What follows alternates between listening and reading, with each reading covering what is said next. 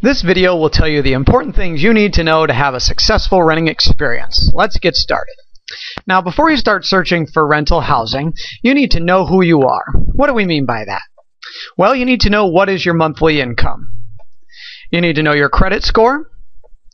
You need to know what is in your rental history. And your rental history is composed of anything of public record, like an eviction or an unlawful detainer, as well as the truthful stories of previous landlords. For example, did you pay your rent on time? Did you have any behavioral issues while you're at the property?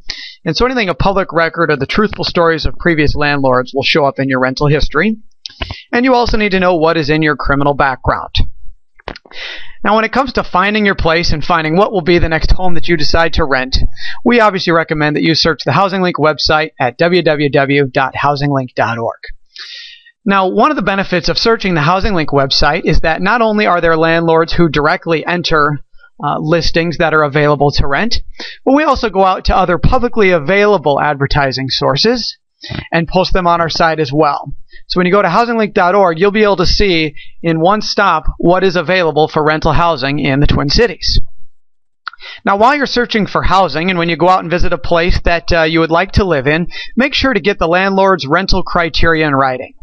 Find out how much income do they require that you make to live at that property. What credit scores will they accept? What do you have to have or not have in your rental history to live at that property? As well as what types of criminal backgrounds do they decline. Now, make sure, one thing that's important to understand is make sure to not pay an application fee if you do not meet the landlord's rental criteria. If there is something in your background that would cause you to get declined, paying the application fee will just be a waste of money. So do not pay an application fee if you do not meet the landlord's rental criteria. Now, let's say in the rental housing process that you do meet the landlord's rental criteria.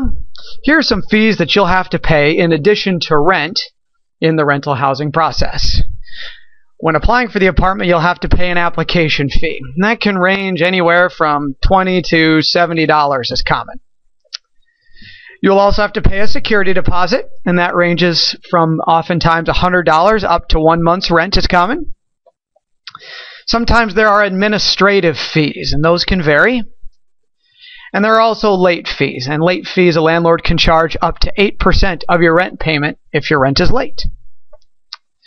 Now, also, while you're considering the next place that you're going to live, remember other expenses. So you have the fees that we just talked about that you'll need to be able to afford, as well as the rent that you have to pay. But you want to think about what are the other bills that you have, and what are other expenses that you will incur, and make sure that along with the rent and these other fees and these other expenses, that's a place that you can afford to live. You'll also want to consider your transportation needs. Do you need to be on or near a bus line, or how much will it cost for you to commute if you have a car from the place where you live to the place where you work and other places that you visit on a regular basis? Because transportation is an expense that will definitely impact you as well. Now, on move-in day, there's some important things to consider. For one, you're going to want to make sure that you fill out a move-in, move-out checklist. And what you'll do here is you'll want to make sure to document the condition of the apartment or the rental home on your move-in day. So are there already stains on the carpet, or are there already scratches on the walls, or other things that you notice? Make sure that you write those down on move-in day, so that when you move out, you are not held responsible for any blemishes or issues that were there on move-in day.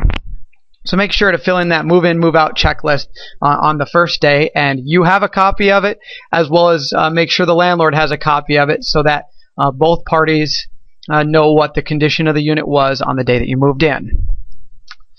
Now, living in the unit.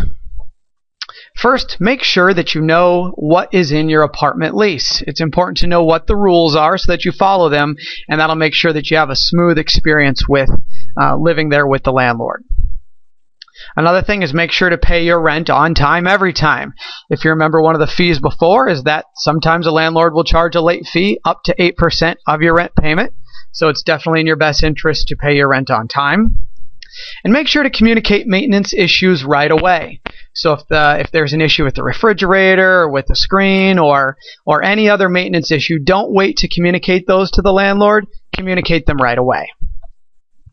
Also, make sure to be a good neighbor. Oftentimes when you live in rental housing, particularly in an apartment, you're living nearby a lot of other people. So make sure to be a considerate neighbor when it comes to how much noise that you create and those types of things. Make sure to be a good neighbor. Now when it comes to moving out, there's a couple of things to consider. First, you'll need to notify the landlord if you do not plan on renewing your lease. And in your lease, it will let you know how much advance notice you need to give the landlord if you do not plan to live there any longer. Also, you want to make sure to clean the apartment and make sure that it is very clean upon leaving, because so long as you clean the apartment and you leave it in good condition, you will then have your security deposit returned to you. And make sure to give the landlord your new address, because what that allows the landlord to do is mail your security deposit to you, as opposed to them having to track you down or not knowing where you're at. So make sure you give the landlord proper notice, clean the apartment or the unit up well, and give the landlord your new address. And that's what you need to know to have a successful renting experience. Thank you.